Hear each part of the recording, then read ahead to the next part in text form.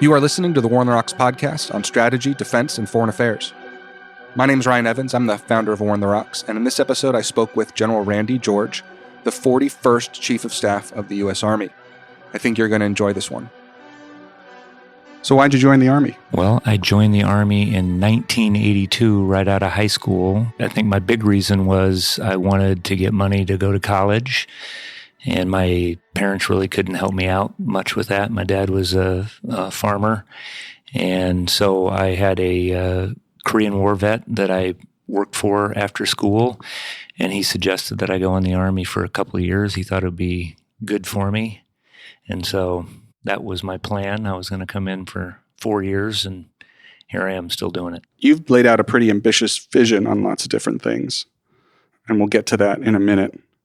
But before we do, I'd like to talk about who were your favorite bosses in the Army before you became a general officer. I've had a bunch of great bosses. I'll start with kind of your first question. When I first came in the Army, I remember my very first platoon sergeant, Sergeant Cortez, who, basically owned me from the time I got up until I went to bed.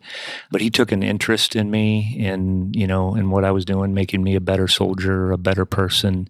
He was actually the one that suggested that he took me actually to a West Point prep school briefing and application process and told me that I should, consider doing it. So obviously a lot of fond memories of him. I had a great first company commander when I was a lieutenant, thinking of all these leaders that are so important, Captain Joe Grubage.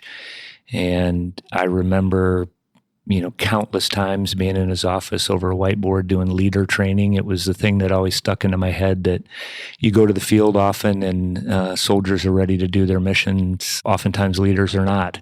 And he was really focused on leader training. I had a very good battalion commander when I was a company commander who skinned me up over training management and maintenance management quite frequently. So I've had really good leaders and teammates as far as first sergeants. First sergeant when I was a company commander, Eddie J. Martinez. I learned so much from him really like on an almost daily basis. What are some books that have had a big impact on you professionally or personally?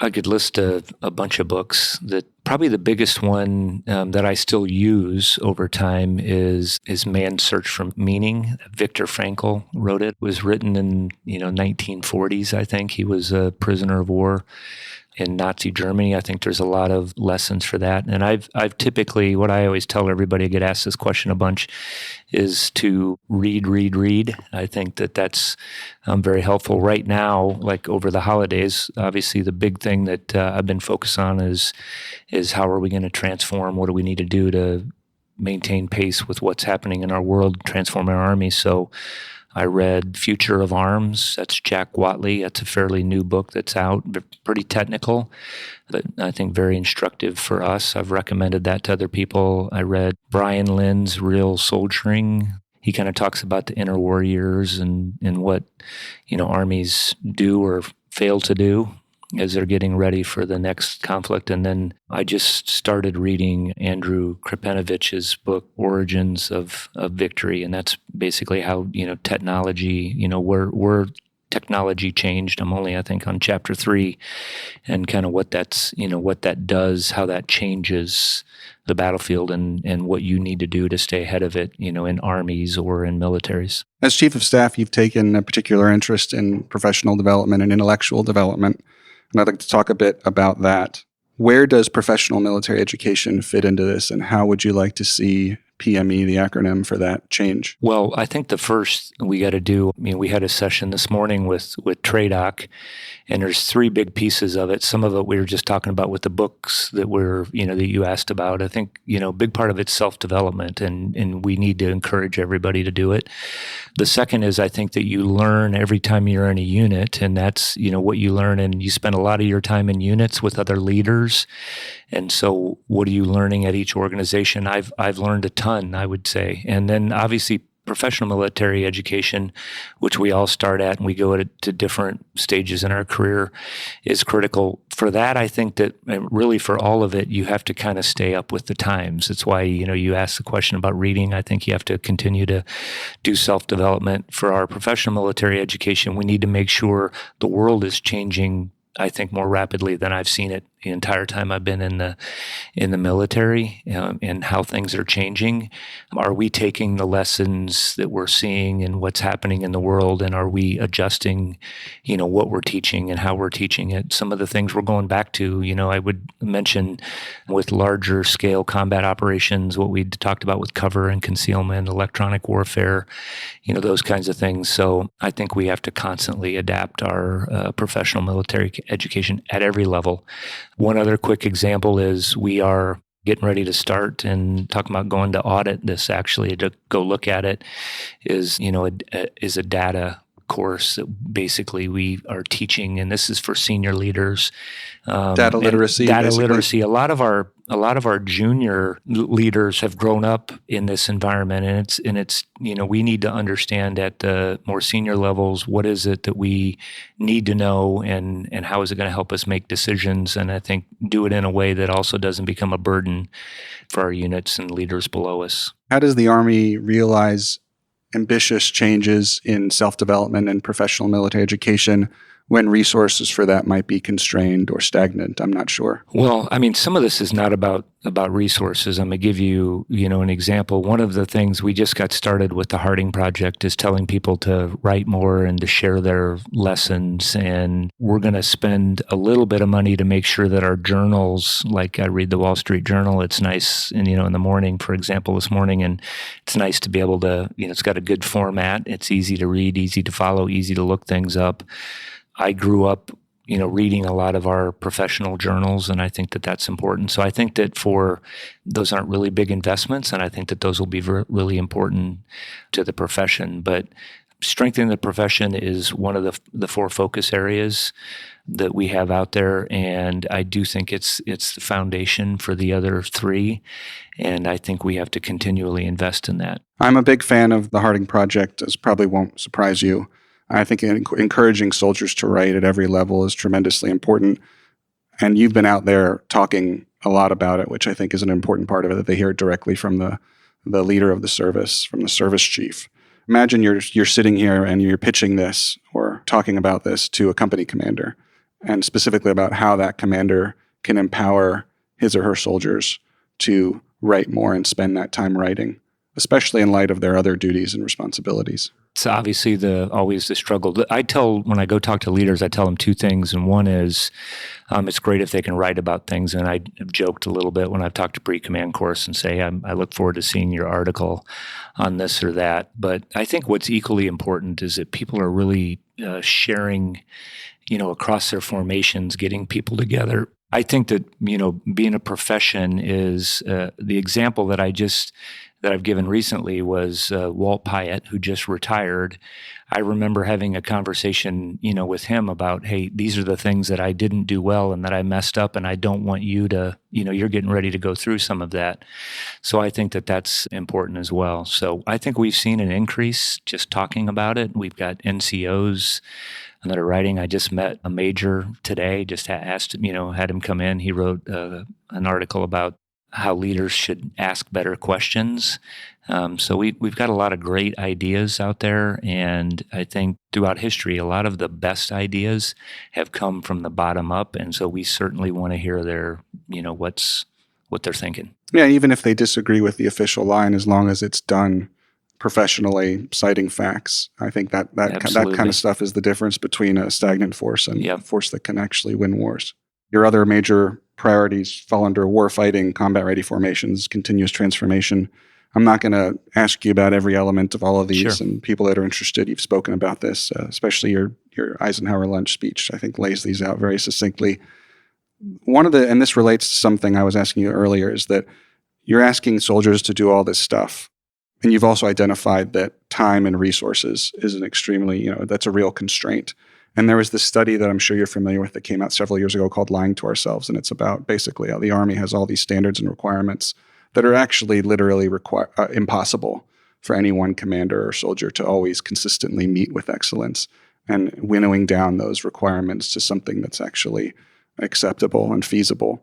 What are your thoughts on how you're tangling with that? Yeah, so I've said this I had company commanders, first sergeants, and warrant officers that were up during AUSA, and the question I asked them is the question, what is it that you're doing that is not making your formation either more lethal or not helping you build a more cohesive team? Those are the two most important things that we do. I think it's going to be different depending on what formation that you go to. What I think, and this gets back to having the professional dialogue and tell everybody these are the kinds of things that should happen in every training meeting, should happen in every quarterly training brief, that we're having a discussion about what it is we're not going to do. That's always the hard thing, to decide what we're not going to do. I have reinforced to commanders, done that at the ForceCom Commanders Conference. I just did it with all the GOs, and I think we have to be really honest with ourselves in them communicating up to me in our sit reps about that. Where can we, what are we doing that we shouldn't be doing, or where are we doing too much so that we can't focus on the things that we need to do?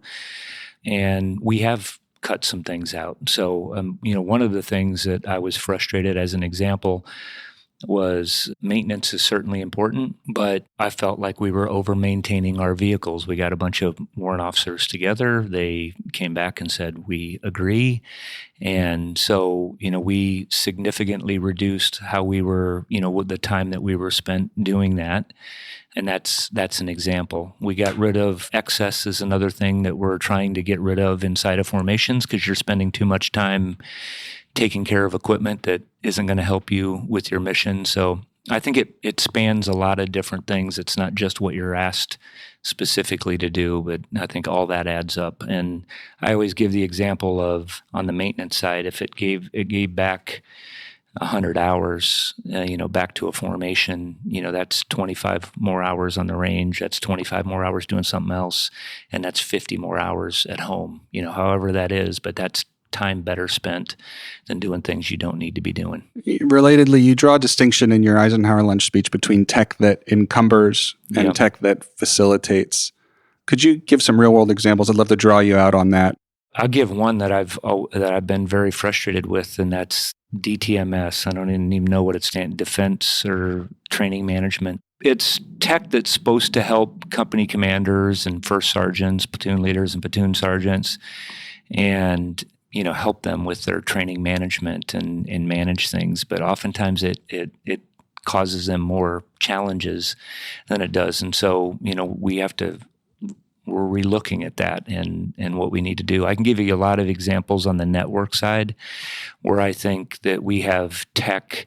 There's really no reason, and I talked about this during the Eisenhower speech, where, the technology exists where we would, basically have phones, tablets, be digitally connected, but we could be physically dispersed, just like we are when we operate in our daily lives, and we can certainly do that. So you shouldn't have to go to a 2-week course to learn how to have put together a common operating picture, and we have things like that. So wherever I am going after all of those things, because I just don't. Again, tech should help us, not slow us down. You also talk about the value of simulations and what the Army can learn from the gaming industry.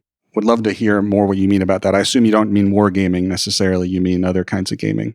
As a division commander, I did a warfighter, and they came out, and I had to have a bunch of my units below me, reporting, and as part of it, and kind of what I talked about as props or help. And I think the leaders, we tried to get the most out of that training event, but I know that to get better at something, you need, what we call sets and reps, and, you need to continue to do that. And I know that technology exists that could, where divisions, brigades, divisions, and corps could get repetitions on all of the, their warfighting missions without requiring the overhead that's below them. And I know that technology exists as well, and I think we have to invest in that.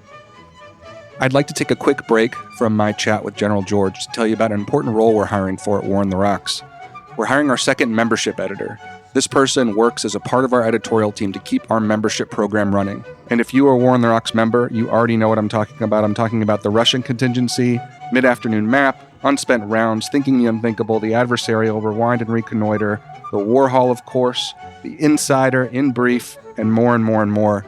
We have a lot more shows launching for members only, and it's a really important part of keeping War on the Rocks running. And we're looking for someone who can work with Aaron O'Brien, Aaron Stein, and Nick Danforth to keep improving and expanding upon what we're doing. We're looking for someone who has editorial experience, a broad and deep range of defense and foreign policy issues, and ideally we're looking for someone who has some experience in the armed services or in the Defense Department. It's not a deal breaker if you don't have that experience, but those are the kinds of candidates that we're really looking most closely at. If you want to apply, please check out either our LinkedIn page, our daily newsletter, which you can subscribe to for free. We're promoting this all the time, so you can't miss it if you look for it, or just shoot us a line at editor@warontherocks.com and we will send you the job description. Thank you so much, and back to my conversation with General George. When it comes to these investments, whether it's in simulations or, I know AI is also a priority of yours. I think that tech is out there. In fact, I know that tech is out there.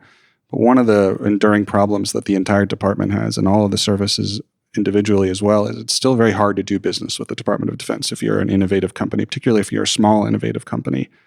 Not all of this can be solved at the service level. In fact, most of it can't. But what's your message to companies that might have this great tech with commercial applications that could have defense applications? Why should they try to work with the Army, given how sort of hard it is and long the sales cycles can be? Well, hopefully we're going to show them that we're going to do things a little bit differently. One of the things we're focused on is exactly that with the network. And as you stated, Ryan, the technology is out there to be, exponentially better right now, and we have to be better. So we're inviting them in. I think they need to be they need to understand what problems that we're trying to solve. I think what's different about today is, especially if you look at what's going on with the network or what's going on with unmanned systems, is commercial industry is leading the way in a lot of these areas because, it's selling on the commercial market as well. And so it's advancing real quick. So wherever we have those, overlaps, I think bringing them in, having a discussion with them, showing, what we need to do. I know Army Futures Command, really proud of the work that they're doing. They're having people in and talking about, they're doing these, General Rainey's been doing the thinking sessions. I was down for one that they did on robotics. And we do need to change how we're, our buying models to get after making sure that there's nothing better than American industry. And we just have to harness that. I'd like to ask you about, you have this great line, one of your speeches about lessons observed versus lessons learned. And it's something that, I remember talking about back when I was an Army civil servant in Afghanistan. And something we would talk about a lot because it was frustrating to see what we were getting wrong, and how you institutionalize those lessons is always a challenge. And I don't think there's any simple or elegant answer to it. How do you think about that? We spend a lot of energy talking about this and making sure that we have the right leaders kind of applied to this. Over in U.S. Army Europe, for example, I've been on with, we were just over in the Middle East and Army Central and CENTCOM. So I think we're learning same thing out in Indo-PACOM with General Flynn. So we're a global army. We're going to have to deploy. We need to be prepared to deploy almost anywhere. And there's a lot of lessons. So I think we're doing a good job of extracting those. As your comment though is, then what do you do with them? So that's one thing to have. Yeah, this is what we've observed. What does that do to change how you're training? What does that do to, how do you adjust, professional military education? What are you doing differently to acquire different equipment? And UAS is the perfect example of things that we need to adjust from our current systems and what we need to bring inside of our formations. So that is obviously the harder part. And I think the other thing you have to figure out for lessons is what are these are going to be enduring, and that's where I think you got to really focus on. But we're doing that at every level. A lot of the stuff you can see in open source. Obviously, there's classified lesson learned, but we're heavily focused on that. It seems like the Army and the Marine Corps are both grappling with the same problem set when it comes to multi-domain task forces for the Army and the Marine Littoral Regiment with the Marine Corps. What do you think about that in terms of the Venn overlap there?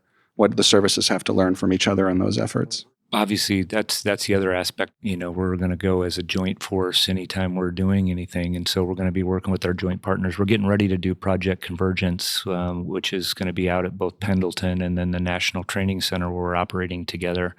I would argue, there's some of similar capability. You probably can't have, it's like you can't bring too many rifles to a fight, is kind of what I would say on that. I think that they're both capabilities that the joint force needs.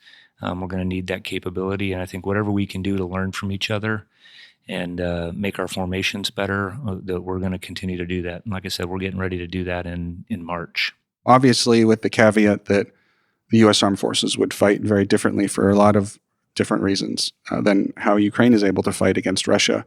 But for the U.S. Army's purposes, what do you think are the big lessons, at least so far, observed from the war in Ukraine? I'll start with logistics just because you haven't talked about that yet, but I see what, typically before, let's say something was wrong with an artillery piece, you would drag it all back 100 miles, go back all the way to the depot. And I look at what telemaintenance is doing and, our ability to fix things forward. 3D printing is another aspect of that. And whatever, you can not have to move around on the battlefield, I think about how that would reduce the supply convoys, which you were in Afghanistan, you can know the challenges with that. I think we're learning a ton about unmanned systems. A lot of it has been unmanned air systems or UAS. And just they're going to be ubiquitous. I think they're going to be everywhere. I think almost every formation in the Army is going to have some type of unmanned system as a part of it, either to detect first and foremost, find out what's out there, potentially attack. That a lot of our different formations are going to do that. So we're going to have to be probably structured a little bit different to make sure that we have that capability. I think we've learned lessons about cyber. We've learned a lot of lessons about the EW spectrum and how that's operating. That was very different from, we didn't deal with that in Iraq and Afghanistan. So there's a lot of lessons to be learned, and our cross-functional teams are focused on that.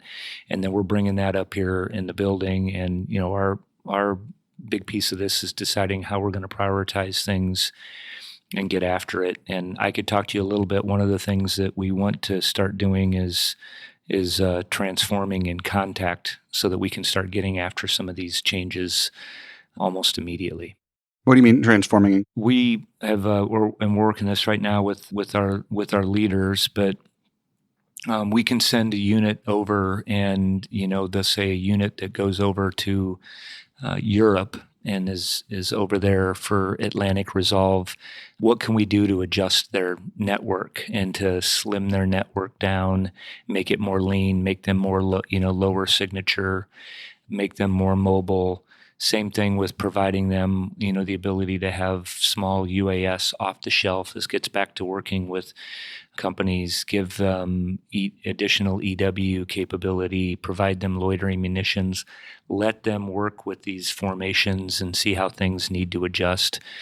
And we're going to do that in Europe. We're going to do that out in the Pacific and let units adjust and make some of those adjustments. We get bottom-up refinements, and then we're going to do that here stateside in CONUS inside Forces Command. That's great. That's really interesting. I know you worked on this in your last job a lot, but I'd love to hear your thoughts on future of Army talent management and some of the things that you have in the pipeline there. One of the things that my predecessor, got this going with CAP, Command Assessment Program, and we've made, a little bit of tweaks. It's a great program, and we're getting a lot of really positive feedback on that and how how we're evaluating, making sure, obviously, having the right commanders and command sergeant majors inside of our formations is critically important. And I think what we're looking to do is how do we build all that we're learning and making sure that that's starting, all along the way. And this gets, again, back to your earlier question about professional military education.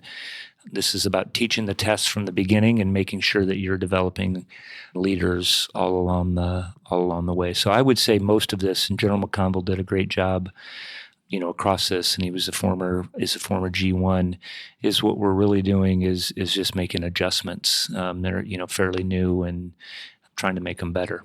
There was a new study that came out. I'm not sure if you had a chance to read it. It literally just came out by the RAND Corporation about professional military education. And one of the interesting things that they found, and it won't be a surprise to you, of course, but it was an interesting point, is that the accomplishments and knowledge, skills, and abilities learned in PME don't necessarily feed into assignments and opportunities that soldier then gets later on.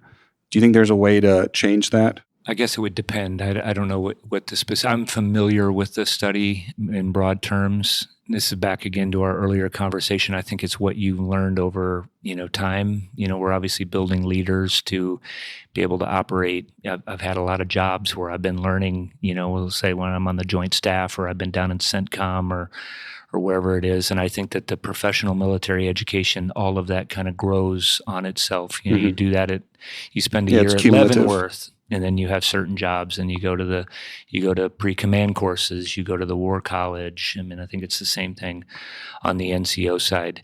I think if somebody has a very specific talent and you're going to send them out, I've had this conversation here recently about I'm going to send somebody up to do a fellowship, and they're going to work specifically. And I am talking to a lieutenant colonel, and she's getting her PhD in recruiting. I'm trying to use, and she's writing a thesis on it. Yes, I'm trying to use. Yeah. I'm trying to use her, her expertise in what we're doing. So I think wherever it's applicable, we certainly need to do that. But what we're also building is well-rounded leaders who can operate in ambiguous environments and understand a lot of things. And I think that that's what's important. Some of the specific MOSs that are very technically focus might be some room there. You have a very ambitious vision, which I admire, but it's also, it's a time-limited job. Sure. I had all of the leaders together for the Army Professional Forum, and, what I've told everybody is that we have to be better. This was in mid-December. Is it a year from now? I want to be better, and I want us to all know, that we're better, a year from now. And that kind of gets after the continuous transformation and continual improvement. I think most of these things, I went out and interviewed from squad leader up to corps commander. A lot of the things that I think we're approaching, in my view, are very common sense things that I think that we have to get after, that we have to, that doesn't mean they're easy at whatever level it is that we need to do it.